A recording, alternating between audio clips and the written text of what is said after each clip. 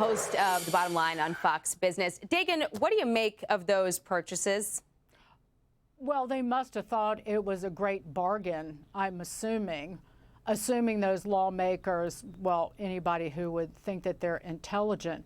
But I think that what is at play here, particularly you were showing the protest, is that it's an effort to, if they aren't morons who are moroning dangerously out in the streets, because these are the same people in all of their dishonesty who were on a climate crusade to force the American people to buy and drive electric vehicles. That was the Biden administration plan, that by 2032, 2/3 of the vehicles in this country were going to be electric vehicles. That was going to be forced on the American people. But now you have these individuals out, fake destroying Teslas, some, vandals really destroying Teslas. So it was never about fighting climate change. It was never about saving Mother Earth.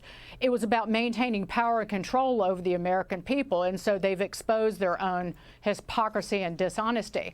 But I do think that some of this, what this display we're seeing over the weekend, is to hurt Tesla, hurt Tesla's stock, and to force Musk out of what he's doing at the federal government, because if you dial back the size of it, even monetarily, again, you are removing the power and control that they have over the American people. But it's not going to happen. So Joe Rogan had some thoughts on how this is all coming together. Take a listen here. They think that, like, these people are fed up. That's why they're going to the Tesla dealerships.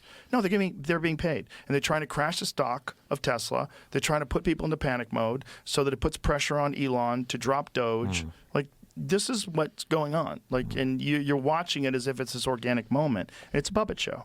You're watching a puppet show. I also have to remember that during the entire 2024 election, we heard a lot from Joe Biden and Kamala Harris about political violence that we would be seeing if a Republican came into office.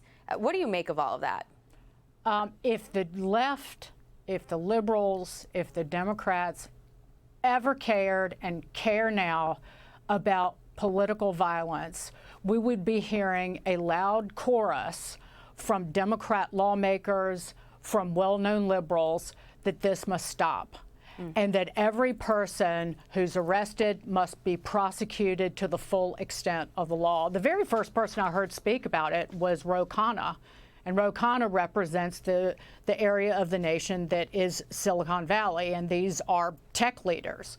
I would expect Ro Khanna to speak out, but I would expect everybody to speak out in favor of one of the greatest inventors and industrialist of this century, and certainly of American history, and speak out against violence. One other thing I just want to point out, that in terms of, because we're almost out of time. Go ahead.